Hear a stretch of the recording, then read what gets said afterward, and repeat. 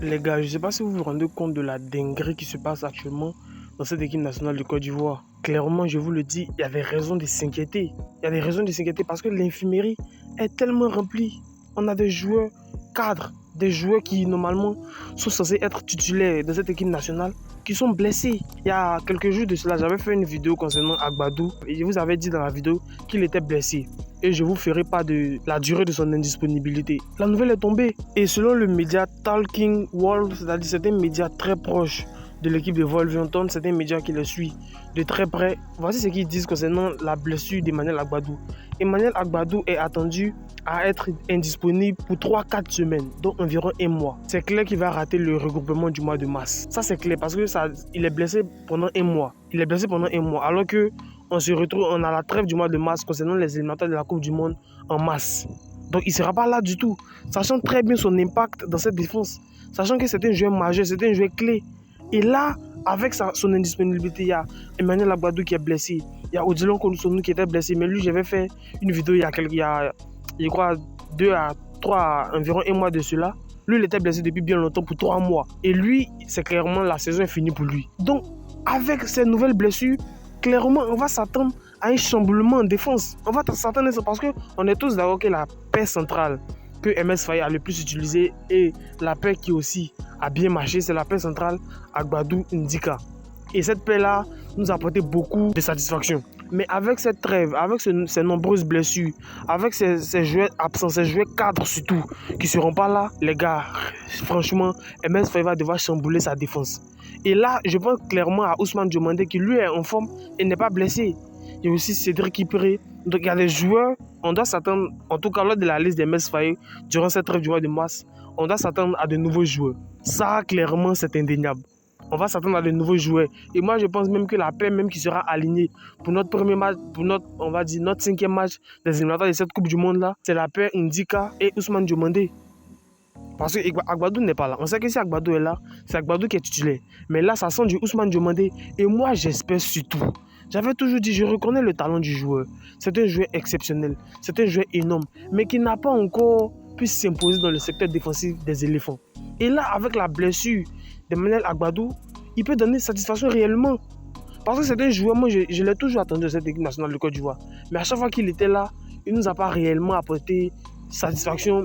Et il avait des prestations quand même assez décevantes.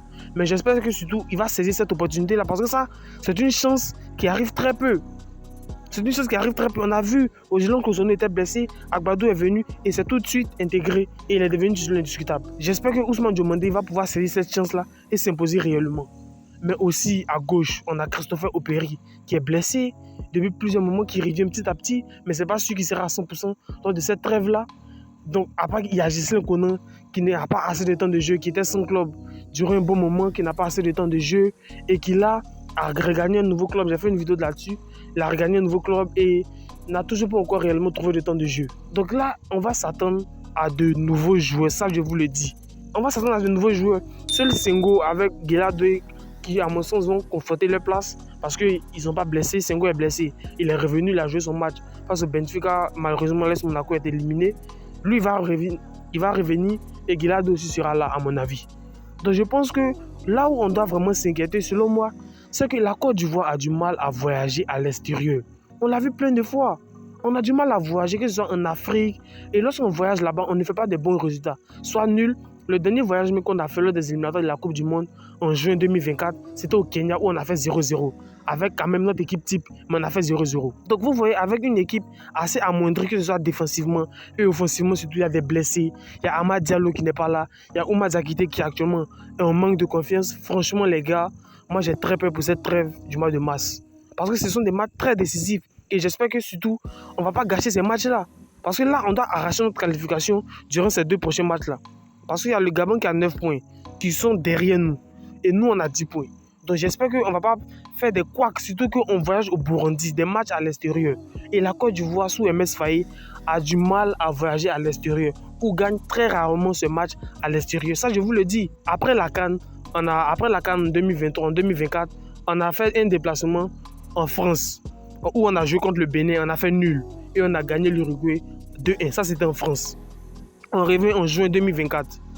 On a fait un déplacement au Kenya où on a fait 0-0, un mauvais résultat. On vient lors des éliminatoires de la CAN même tout récemment. On a fait un déplacement en Sierra Leone où on a perdu 1-0 et face à la Zambie aussi où on a perdu. Donc on voit clairement qu'on a du mal à voyager, surtout en Afrique.